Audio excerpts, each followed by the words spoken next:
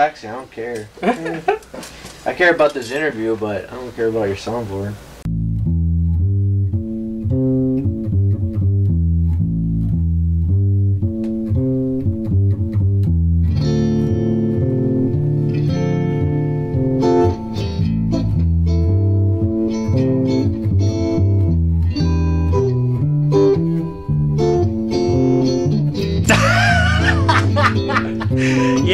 Live from the fashionable north side of Racine, Wisconsin, it's the podcast that just doesn't give a damn anymore. It marginally cares. Guys, games, and beer! Yeah! I was gonna wait to crack my beer until the show started here. And today we've got a special guest. Eric.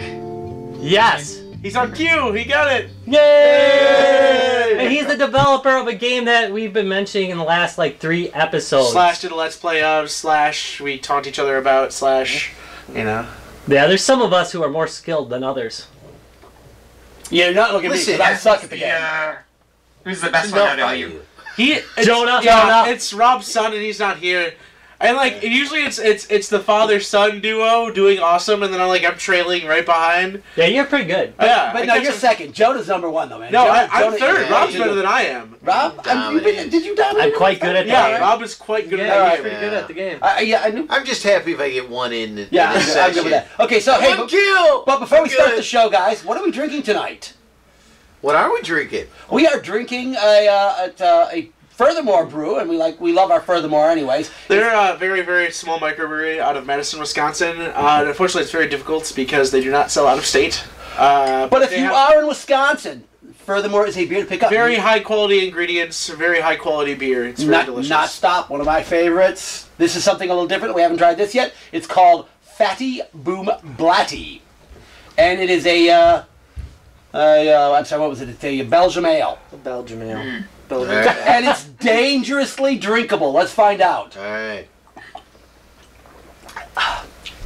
Oh yeah. It's pretty dangerously drinkable. I would say that it's dangerously drinkable. What's the ABV on this? I'm betting it's pretty high. No, but basically, I mean, it's very light. I wouldn't consider this at all a winter beer, but it's delicious. I love Belgian. I will drink every Belgian whiskey. All right, so gentlemen, it's a very light. It's a very light Belgian though. Yeah, I give it a thumbs up. Mixed review. I'm a sucker for Belgian, so I'm giving it a thumbs up. All right, get out of here. Beer thing, I'd rather drink the beer I want to drink, no matter what, how cold or warm it is. I don't. See, I'll drink a Belgian in the winter or in summer. I'm a sucker for drinking Unibrew's Ephemere, which is a notoriously summer beer. It's like an apple Belgian ale. Yeah. And it is perfect in summer, but I will be drinking it all year long. Even though they only produce it seasonally, I will legitimately drink it if it's been sitting on a shelf for a few months because it's still delicious. It is just. He hoards it in his basement. He does hoard it too. So, it's like a winery down there. All right. So, Rob, what are we talking about tonight? We're talking about Disco Dodgeball. Robot Roller Derby Disco Dodgeball. Yeah. Saying that after 2 or 3 beers is very. Say that again and see how it gets tongue twistery as you get drunk. Oh no! We have enough trouble saying it when we're sober. Tom butchered it last. Oh yeah, I did. Last time I got halfway through it and that was it. I was done. Gave up. So where did the name come from? I mean, it matches the game quite clearly. Yeah. Well, there's no false advertising there. You pretty much get what you expect. Everything. Yeah. I don't know. So I work. I'm from Boston, and I work next to or around the Dejabon Studios, and they make a game like Drunken Robot Pornography and a bass jumping game that's 27 A's in a row as the title. Oh, and I saw him, and I saw wow, he's getting a lot of awesome attention for having ridiculous names in his games. So I kind of took a page from his playbook and just kind of went all out with it. That's kind of weird. But it really was just you got to do something to stand out, and there's so many games that are Dungeon of, Dungeons of Beeholes. Yes. And it's I can't keep them all straight, so I figured, just throw a bunch of things at the wall, and it kind of works. It's kind of it has some flow to it, so. Yeah, Rob had come up to me at work, and he gets excited about a few games, but this one he was really, really over the top excited for. So I kind of knew, like, getting into it, I was like, okay, I'll definitely have to check this out sooner rather than later. And it is very, very addictive. It's easy to pick up, and it's super hard to master. And I do have to say, there's a lot going for it. I've been enjoying playing, like, all of the game modes, like, religiously. We don't get as much work done anymore. Yeah, I know, right? Well, it's fine. I mean, why live? Oh, that's all right. But, do you just want to give us a quick premise of the game for people who might not know what it is? Okay, sure. So it's a first-person shooter, except you are only throwing dodgeballs, so there's no guns. Your only weapon is dodgeballs, and you actually have to pick them up too. So you have 1 ammo, and you are robots on unicycle wheels. And so it's an arena shooter, but you're kind of, it's almost like Mario Kart in the way that you're kind of sliding around and jumping and going off ramps and stuff. And it gives you a ton of time to like do, 360 no scopes in the air and all kinds of stun shots. I find it gives me no time at all. It's so fast. First-person sports shooter, I guess. I definitely had a lot of fun with it. Basically, it's a good balance between like lighthearted fun and like a skill-based shooter. Like it feels very different. Yeah, the fact that you're playing dodgeball, and like the power-ups are a little silly. I mean, they've got stuff like the big ball and the homing. Everybody likes big balls. Yeah, and the extra. Did you purposely shy away from guns? Well, so to be honest, part of the appeal of the game to me is that I can be lazy and I don't need to like build a bunch of 3D models for weapons. I'm just in the default, Unity sphere. Like that's the weapon model. Because like I gotta be honest, like I'm a solo developer. I don't have a big budget. Yeah. I don't know a lot of people that are gonna do this stuff. Like I don't really like working for RevShare and stuff. So I kind of had to pick a project that was doable as a solo, as a one-person thing, right? So you always tell other game developers, like, don't build first-person shooters by yourself. It's a terrible idea. And then I like broke that rule entirely myself. But the whole idea is like, it's actually like a pretty simple concept. Like the core of it's pretty simple, and then I can like stack on all kinds of crazy stuff. Yeah, like the jetpacks, like huge dodgeballs, and they're all kind of like just bonus flavor. But it's really simple core. So you're using the Unity engine on this? Yep. Sweet. Very nice. Now again, it's again, I would have described it as being like that. As far as we find it, again, with the physics of the game, it plays extremely well. It doesn't seem overly simple. It seems to have amazing graphics. We love the style. The arenas and the music and everything really comes together. It really feels unique. And like honestly, like I wear my headphones and like listen to the music as it pulses to the arena pulses to the music. I really get into it. I really think it was a beautiful extra touch. It really gets you into the game. So are you the composer also? No, I wish. So I found a couple of musicians, like, one of them was the musician for the Super Hot trailer. Do you guys know that? That's the one where it's a shooter where time moves. Oh, yeah, where you can kind of, like, alternate the time or kind of move faster or slower, yeah. There was a trailer for that, and it blew up, because, I mean, the game concept is amazing, but also it has this song, and everything you put this song to feels amazing. So I swear that like 90% of the game feel is just the music. And so this guy, so this is Adhesive Wombat, and he had a couple of songs on SoundCloud that I loved. I also had some original music written by an Octave who worked on a virus named Tom, and a couple of the people just emailed me randomly, like they had seen the game on a stream and said like, hey, do you want to check out my music? And so Crate is one example of that. Emailed me out of the blue, and I was just blown away. And I'm like, yes, like let's get your stuff in the game. So it's all just random stuff that I've found, nice. From just small time musicians, and I'm really happy to have found stuff that's that good.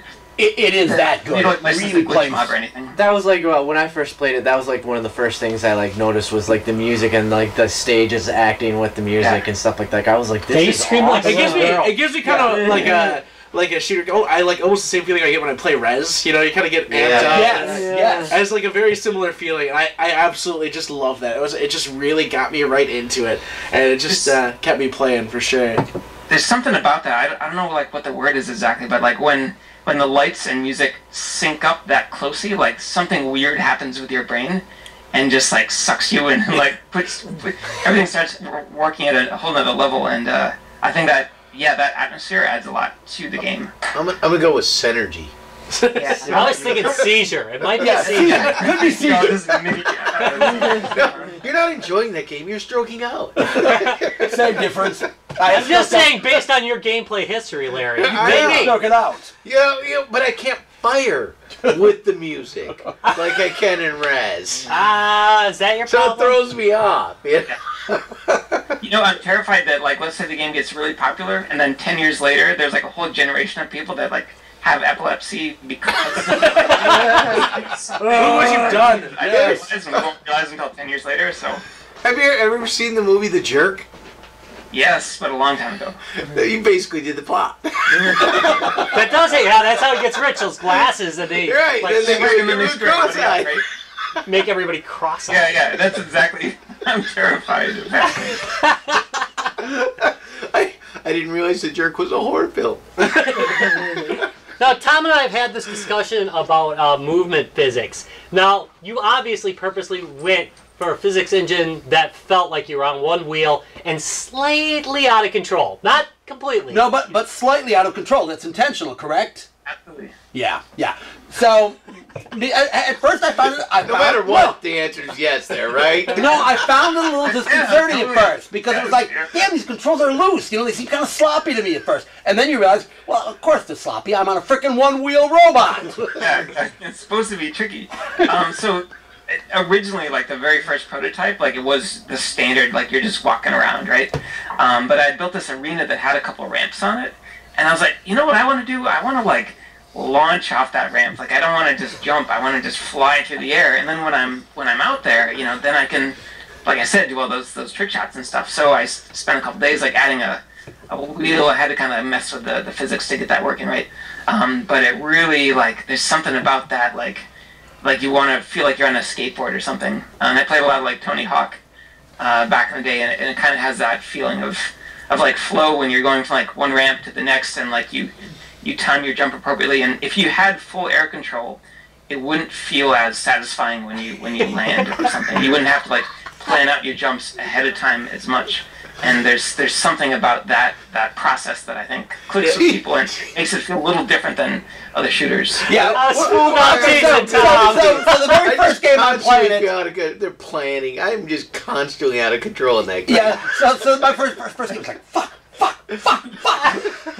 I wasn't quite used to that And kind like of glide. that's why like Jonah, Rob, and I were doing so well because you're just hanging around the top, like cruising up or down these ramps, just grabbing power ups. Yeah, they're sitting at the bottom, just collecting themselves. So I was chasing Tom one time, and he's going pretty slow, and he goes up one of the ramps, and I shoot up there to go get him, and I'm like, oh shit! I'm flying into the wall, Oh. So there's something funny I love seeing, like whenever someone does a video of it, like when it's their first time playing, the first like 5 minutes of the video is like, oh, I'm so bad at this game. They're just like, oh, they're like kind of frustrated, and like they can't hit anything, and they're just sliding all over the place. But then when they get that first hit, they're like yes, and out, and like you can tell that it's the kind of that tension and like that difficulty that makes it that much more satisfying when you hit someone. Who did the voice acting for the little commentary? So that's a guy named Bob Oakman. And if you look him up on YouTube, he has this amazing clip of him doing like VOs for like Bon Jovi concerts. Real monster truck shows. Oh yes! I think like so again, like I work out of an office where we kind of share desk space with other game developers, and I think someone found it, someone found it, we were showing it around, like, man, it'd be so amazing to have that person in the game. And then I was like, okay. And I never like took any action on it, and then someone was like, dude, like just email him and like see if he's available. And I was like, oh yeah, I should probably do that. And yeah, and he was available, and like it was amazing, just absolute night and day, particularly with like the trailer. Having like quality VO in the trailer like really says a lot about a game and like really hooks people, and I think that makes like all the difference. Just adds to the just over the top everything about the game. I'm really happy that I found that guy. Yeah, he's like what is some of the stuff he says? It's always stuff that just pisses you off when it's in your face. I do like like Death from Above kind of stuff. Yeah, Death from Above. Ricochet. AKA the You Got Lucky shot. Yeah, no, I was like the fact he rubs it in when you're denied. Yeah, so basically, going back just a little bit, I really do think the game strikes a fine line of feeling unique enough where, like, okay, this game feels familiar. It's, it's a shooter, but the rules are just enough different to keep you intrigued, and I really think it was just difficult enough to get me hooked in and keep playing, because it really does feel like a very unique experience, and I really enjoy playing it a lot. Go ahead. Yep. Yeah, I was just wondering, how long did it take you to like start like deciding, hey, I want to throw in this, basketball mode, or like how long along the line did that come into development? I think like right from the start, I knew that like straight up dodgeball by itself like wouldn't be enough. Like I need some kind of like extra thing happening there, and fortunately because like it's got that really simple base. You can tweak the rules just a little bit, and now you have like totally different tactics for what that mode's going to be. And so I like the idea of like complexity coming from kind of that high level metagame and not just like 1,000 different rules. Yeah. I used to build like strategy games and stuff, and I was sick of building giant tutorials with like explaining all this stuff, and it's just huge pain. And I love that I can just be like, throw the ball at the hoop, and like everyone gets that, right? I think like right away, I had a prototype up after a couple weeks, just put on a website, and pretty soon I started getting requests for game modes, and I think the hoops one actually came from a player. I was like, yeah, that's awesome and needs to be added to the game. And it just kind of, right now I probably have like 30 different game modes that I want to add or that people have suggested, and I hope to add as many as I can without it being, overwhelming. Yeah, it just extends really well in that area. We really like throwing it on a random playlist and just seeing what we get, and it's caused some very fun moments. Well, hooking up to somebody's server who's turned the gravity off. There's some guy out there that just runs the server where the gravity's off all the time. What the hell, Well, I have a question about the power-ups too. Like, you got fire, you got laser, homing, big balls. Like, are you thinking about adding? Hey, it's a power-up. And there's nothing Let's wrong with be big mature balls. here for 5 seconds. Really? Like, No, and it's really weird. The music changes to AC/DC when you get Big balls, yeah. But are you like planning to like add like different power-ups? That's not true, by the Like way. maybe like a bouncy ball one where you could ricochet off the walls like a bunch of times. So there is a it's hidden, but I added it pretty recently. It's a modifier that makes the balls super bouncy. So that's kind of in the list with like the low gravity, high gravity type stuff. So there's something like that. So here's kind of how I view the power up thing is. So same with the game modes. There was like a ton of suggestions for awesome power ups to add because just little tweaks that make things fun. But of course you got to worry about balancing and multiplayer. And some of that stuff can just be like horribly game breaking. Yeah. So what I try to do, there's a single player game mode called Arcade. And in that mode, like, the whole idea is you've got crazy overpowered power-ups, and it's you versus just this army of AI bots. And by the end, it's like you versus 7, right? So you gotta have some insane power-ups to even survive. And so I threw, like, all the power-up ideas in there. Stuff like slowing down time, or, like, throwing, like, having infinite dodgeballs to throw, or, like, stuff that bounces off one enemy and homes to another one, so you can, like, get a multi-kill with one shot, like, kill 6 robots with one ball. Oh, that would be awesome. Multi-kill. Yeah. Yeah, I do have to say, like, the AI, they're pretty clever. Either we're not that good, because it's like we'll have like people who drop out temporarily and a bot will come in and replace them. And we're like, man, they put up a decent fight. You don't notice that their bots really. They're not like the ones dominating the game, but they're good enough that you don't really realize they're bots unless you look. Yeah. Yeah, they have a movement style that like they're a lot more linear about where they get to places. The awesome thing about this is like the AI needs. I guess looking back, it was a lot of work, but it's like it needs pathfinding, which I used a plugin for, and it needs to be able to like hit a player at distance, and it just does like a little bit of math to figure out the right trajectory, and then it throws it. So it was actually pretty easy to get AI that was like decent enough to put up a good fight. And I'm sure like someone better AI programming could make like AI that's just unbelievable. But I don't even think that's necessary at this point, right? Like you don't always want to play against godlike AI. You just want someone that'll like fill the spot, so you don't feel like you're in an empty room by yourself. So yeah, I agree. It was pretty fun to build. I mean, you can. It was so weird. So this is my first Unity game, and first time building like a 3D game. And the moment that I first attached an AI script to an enemy bot, and the first thing it did was just like chase after you. And I couldn't stop giggling. I'd go pick up a dodgeball, and then this like enemy bot would just like start bumping into me and like running me off the wall. And it was just this weird moment where like, whoa, like I gave life to that thing, and like it's now responding to my movement, and it's trying to end me. And like all children, it's trying to kill you. Exactly. Now I interpret it differently. I think it was trying to make sweet love. No. It's like all children. It's just trying to kill him. Denied. Moment of silence. That was it. That was Larry's a moment love. of silence, yes. well, that was me getting a drink at that point. Oh, that's okay too. What are you drinking? All right, so I have a confession to make. But I also have an excuse. So I'm drinking Fresca and gin. Hey, that doesn't sound all that you like bad. gin. Well, the thing is, you know, I know you guys probably expect me to have some beers. The problem is, like, no, in to be Boston, fair, like, there's I a lot of basically gin can't leave my drinkers. house because of all the snow. Yeah, when was the last And time we're you were just able out to of leave beer. your house? Sorry? When was the last time you were able to leave your house? So That long. This is horrible. So I've left the house to shovel a lot, but I haven't left. I left the block once, like a week ago, and I don't think I've gone. Like it's probably been 3 or 4 weeks. Like that's the only time I've like left the house in a month. And part of that is I'm trying to get a game ready for launch, right? So like I'm doing a lot of Crunch work. time. Oh, sure, yeah. That's the excuse. Yes. No. What are you down to eating now? There's a lot of mac and cheese. I made enchiladas from a box tonight, so I was thinking of combining the two, make mac and cheese enchiladas, but I felt like that was too like white trash. No, that sounds actually pretty good. Is it This is wrong? Wisconsin. What kind of white trash? Is it wrong to like? Okay, you look outside and go, man, I ain't driving out there, and then like order food. Let's do it. You know, I'm honestly getting to that point where like I'm thinking about it. Like you can get around in a car,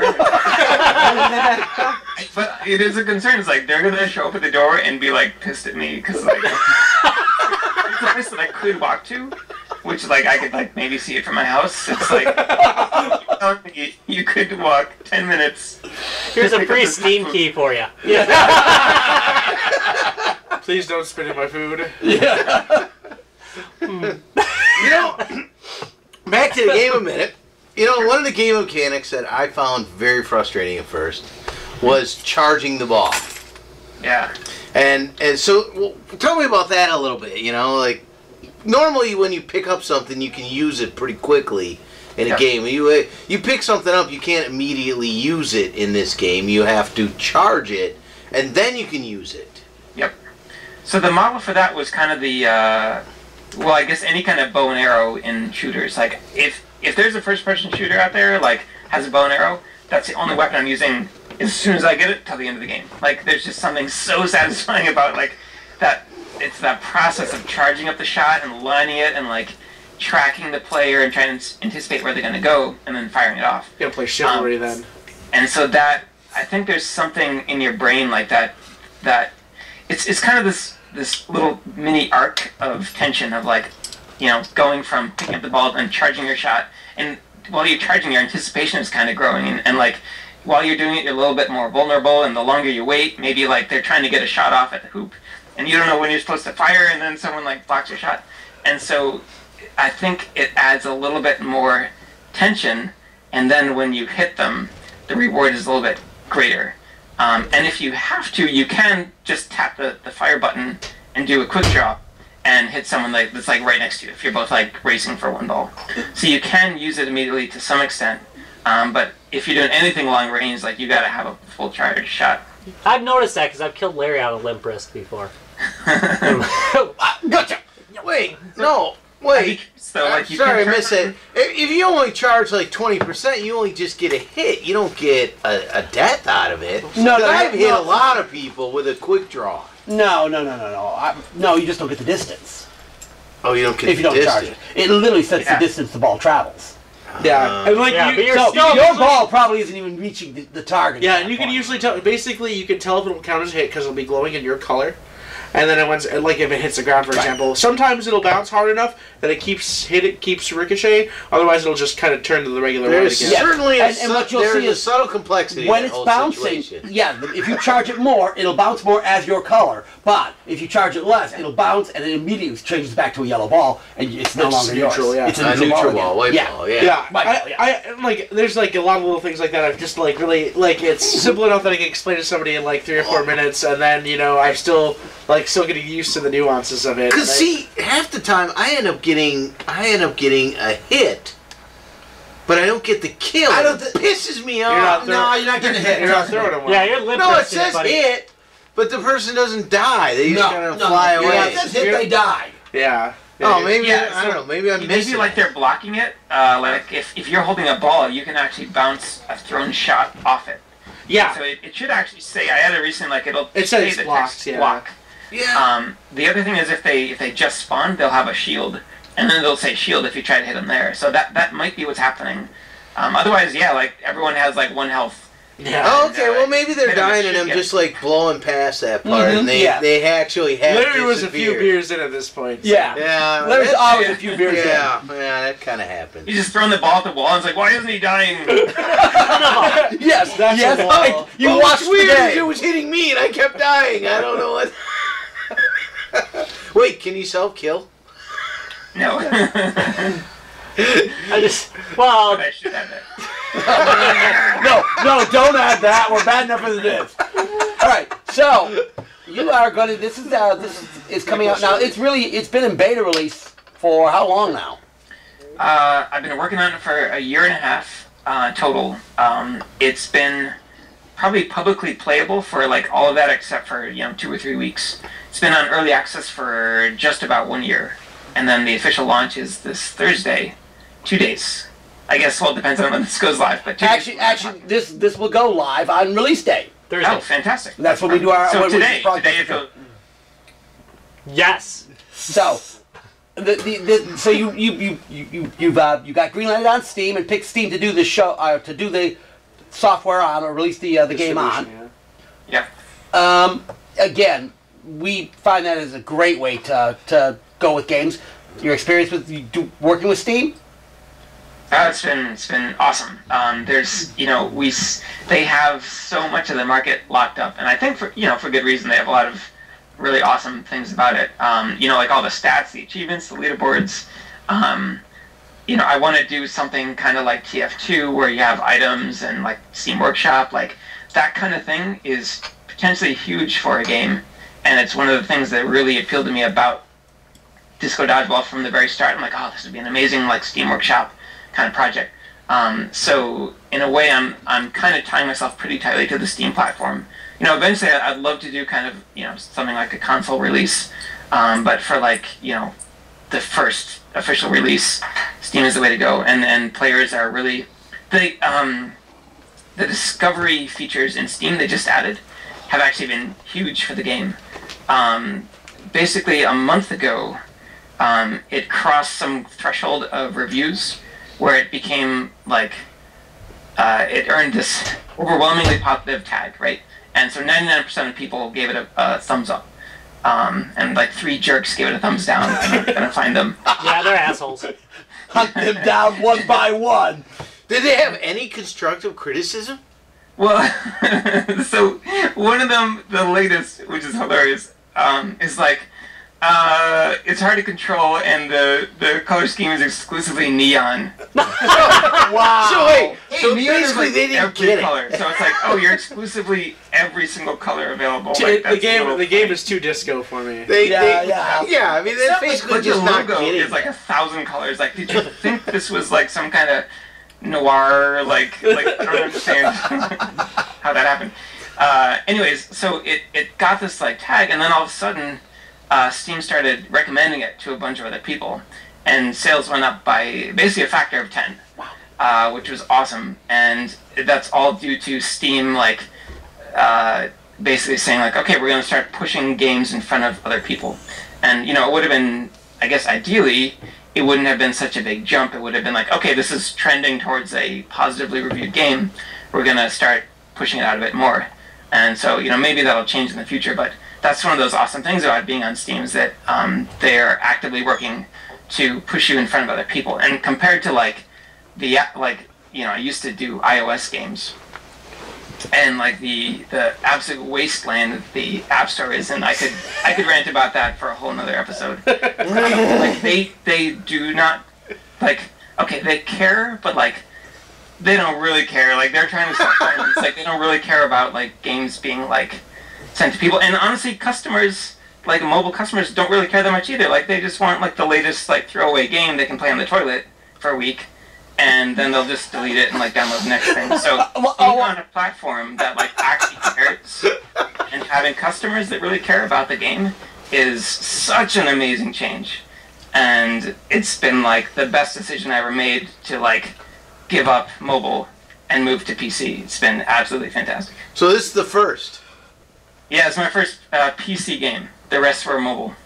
All right. So you were just talking about games you play on the job once and throw away when you're done. Rob, how many games are in your Steam account?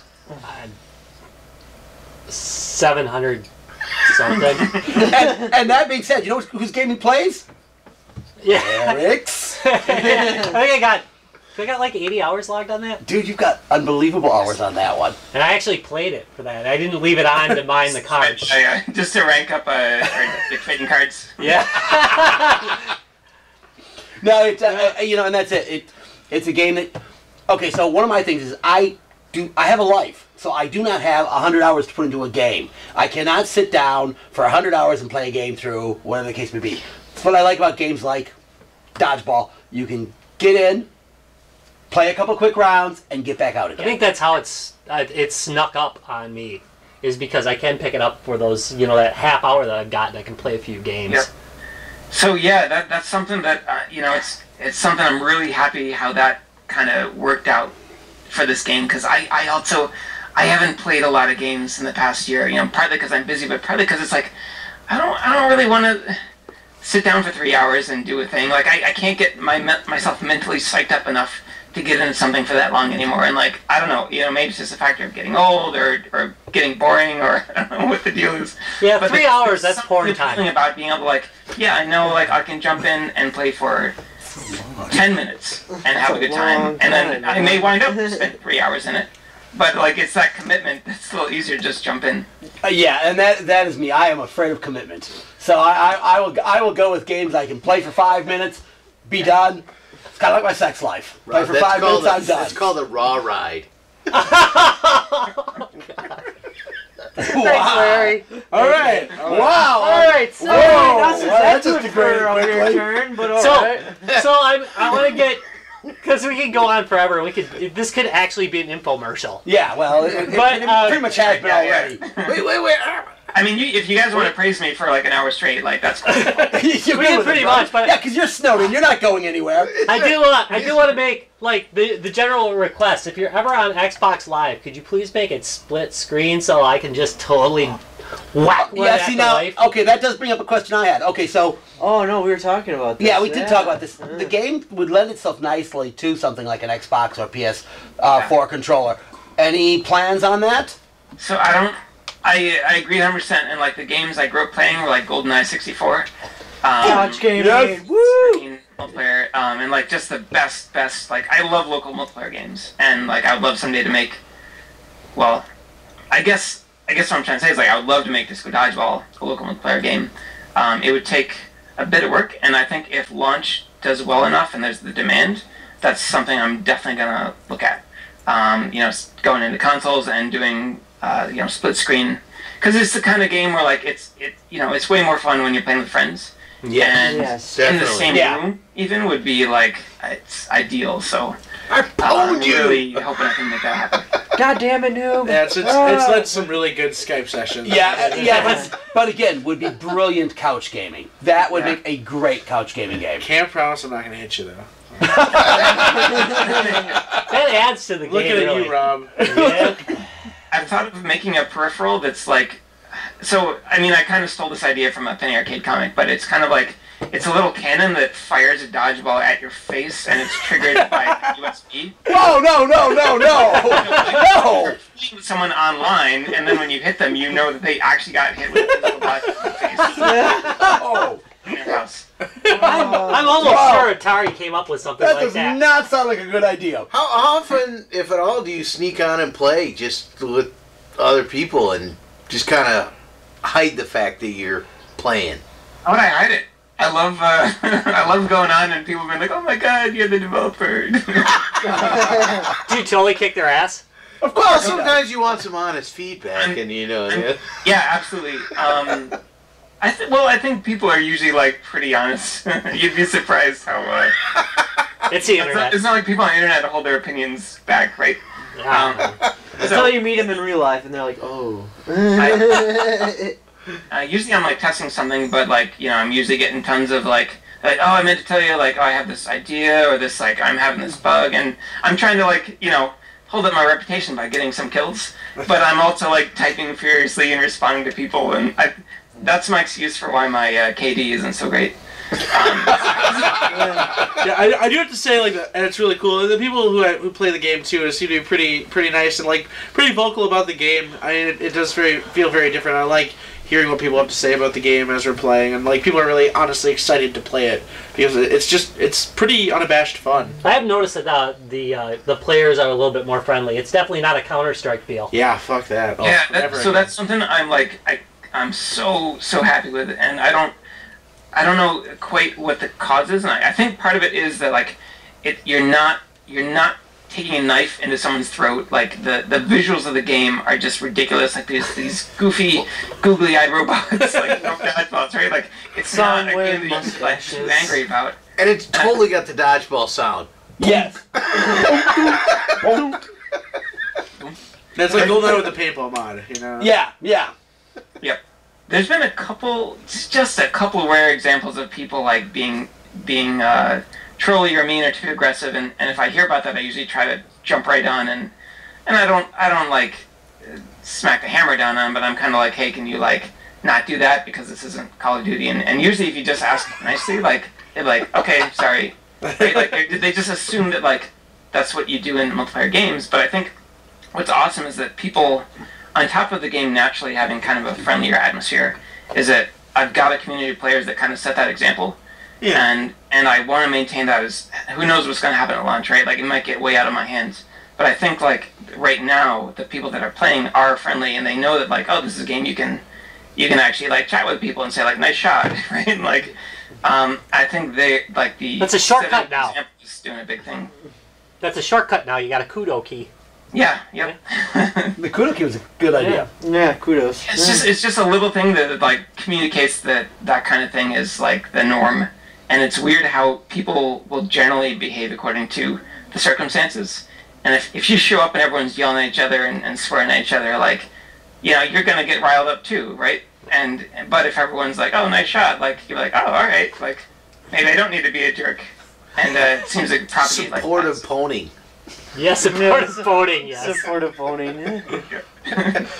So now that, I mean, you kind of get to the tail end here, it's getting ready for release. I mean, do you already have a kind of a list of stuff that you're already going to immediately try to tackle, or are you just going to try to see how the community responds and kind of take it from there? Yeah, excuse me. There's a couple things, like, you know, I still have a list of like 100 like minor polish issues I want to add that just, you know, didn't make the cut. There's stuff like that. There's a little bit of like, I'm sure like cheating is probably going to be a bit of an issue at the start once it like kind of gets out of this self-contained bubble. So I'm going to have to patch some of that. I'm going to have to, you know, there's going to be bugs that crop up. There's still a couple.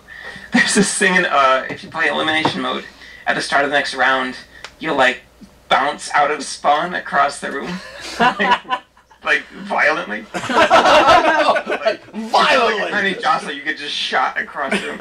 And so, like, you know, those kinds of things that, like, they're not necessarily game breaking, but there's things that I like to fix. So there's a kind of big list of that, just some minor polish stuff. But I think after that, when things settle down and the game's nice and stable, then I'll start looking at the Steam Workshop, maybe a level editor, more custom, sunglasses and robot parts, more levels, more game modes, and local multiplayer. So there's I kind of am viewing the game in the way that like TF2, like I'm trying to go after that model where the game's not like done. You just keep kind of adding cool stuff and ideally open it up to the community so that they can create levels and share them around. Because again, I'm one person, and if I can have 10,000 people making levels for me instead of just me, that would be amazing and make the game live, for years, right? And it's not just like release it and like, all right, next project kind of thing. So I can speaking of that, okay. Do you have something brewing in the back of your mind for a next project? I do. Wow, that was vague. Do you want to share anything? No, he was vague. He was vague. No. Is it going to be a Minecraft clone? Fair enough. I saw it It's a sometime, game that is, it's as the same style of dodgeball where it's like a simple concept, but it could be awesome. And I don't want to spill it because the thing is like it's so simple that someone could just do it. Sometimes, but no one's done it yet, right? So like same with first-person dodgeball. Nobody had done first-person dodgeball. So if you say it, all the iPad people will have it though. Right, and that's fair enough. Sometimes people have a sort of secondary thing that they're sort of brewing in the background, but it's a completely different genre and stuff like that, and they're kind of thinking, oh yeah, I could kind of just say, yeah, this was a first-person shooter, and now I also am working on an RPG or something, and fair enough. But I'm sure like every game developer, like I have a spreadsheet of ideas I'd love to work on someday, and it's going to depend on time and resources, and it's hard because like you want to build one thing, but you're like, this other thing would be fun too. But I'm not quite sick of dodgeball yet, so I'll probably be working on this for a good while yet. So you're going to stay in the PC market? Yeah, yeah. Well, like maybe port this thing to consoles and stuff, but like primarily PC's been phenomenal, and I love so many things about it. I'm definitely thinking of staying here for a while until the thing is the market changes every couple of years, right? So like maybe Steam will not exist in 5 years, which is like hard to see now. Yeah. But scary because they've got all our games on them. Thank you. Right. But like there were like massive web portals that nobody thought would ever die, and then they died. So it's just you kind of have to just see where the market's going and try to be a little bit on top of things that way. But for now, PC is where you want to be. All right. Anybody else got any questions for Eric? I have finally exhausted it. I have one more. Oh, wait. Yes. Going back to the name. It's a mouthful. Yeah. No, it's Disco Dodgeball. It's not a mouthful. No, it's the whole name. That's not even the whole. No, but that's the name of the game. Is Disco Dodgeball. It's only 4 syllables. Do you call Star Wars: The Empire Strikes Back Star Wars: The Empire Strikes Back every time? No, that's what I'm saying. Or Star Wars. Developers often have like a pet name for their thing. Do you have a name that you usually refer to it as?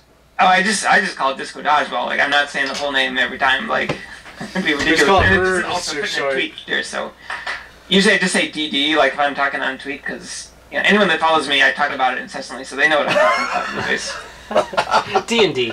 D2. Or R2D3. Like that's another. R2D3. See, there's more to that than you. All right. Well, Rob, I think you should probably take us out.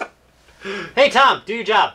Hey, Eric, I have to ask you a couple questions real quick. So, if anybody wants to find out more about the game, what website can they check it out at? They can go to 82apps.com. Like I said before we started recording, it's a terrible name for studio, and someday I'll change it. But for now, 82apps.com, or you just search Disco Dodgeball. There's only one thing that's that, and it's the game. And particularly if you go on Steam and search Disco Dodgeball, you'll see it. It's launching Thursday, February 19th. and it'll be $15 with a lunch discount as well. And it's a freaking awesome game, and you should watch the end of this episode, because if you watch the end of this episode, after we wrap all this up, there will be a code to get your own free copy of Disco Dodgeball at the end of this episode. It may even be scrolling on the screen at right this very now. moment. At this very moment. Right down there. So you should, once that code's gone, it's gone. Sorry, podcast listeners who are like 99%. Right, they are all going to be pissed at us right now. So, and then also you can watch our episode where we did a Let's Play if you really want to see the gameplay, but believe me, it is worth every penny. Buy this game. Right, Rob? I totally agree. Buy this game. It gets the thumbs up. Yeah, we have given away, I have bought a bitchload of copies of this game just to give to people so they could play with us on this game. Awesome, thank you. Oh, no. Thank you. I need that money to eat, so game. I appreciate it very much. Right? Especially now. Yeah, if you can ever get out of your house again so you can go get food to eat. All right, time to wrap it up. Thank you very much for coming in. Thank you, ladies and gents, for watching yet another episode of Guys, Games, and Beer. You can visit us at www.guysgamesandbeer. Facebook, which is where everything happens, www.facebook.com/guysgamesandbeer. Twitter, where everything else happens, at guysgamesbeer. Don't forget there's no and. Oh, God, don't we have something else? Yeah, we have a Twitch channel. Oh, yeah, Twitch. Guys, Games, and Beer on Twitch. I think we talk about our YouTube channel enough. Yeah, you can talk about the YouTube channel, too. GG&B. YouTube.com/GG&B. That's it. And it's like B-E-E. No, it isn't. It's www.facebook.com/guysgamesbeer. And that takes you to Guys, everything. Games, and Beer. And that takes you to everything. Yeah. And you get to everywhere. Guys, Games, Do that. and Beer. Right. All over the internet. All over the internet. We are all We are on the everywhere. internet. Just ask our good friends over at Warlock's Games and Beer. I love you guys. By the way, don't forget we did visit with Warlock's Games and Beer, and that episode should be on right now as you're listening to this. You should go back and listen to that episode, because that was an amazing episode, too. That's pretty funny. Yeah, it was. We got yelled at. We got yelled at the bar. Wait, we were defended by a bar. We were defended The by bar a did stick up with All right, the bar. thanks for watching, ladies and gents. Have a good one. Play Disco Dodgeball. Yes. Visit the Gutter Geeks at www.guysgamesandbeer.net. Visit us on Facebook at www.facebook.com/guysgamesandbeer. Also on Twitter at guysgamesbeer, and visit us on our Steam group. Yeah, it's Guys Games and Beer too.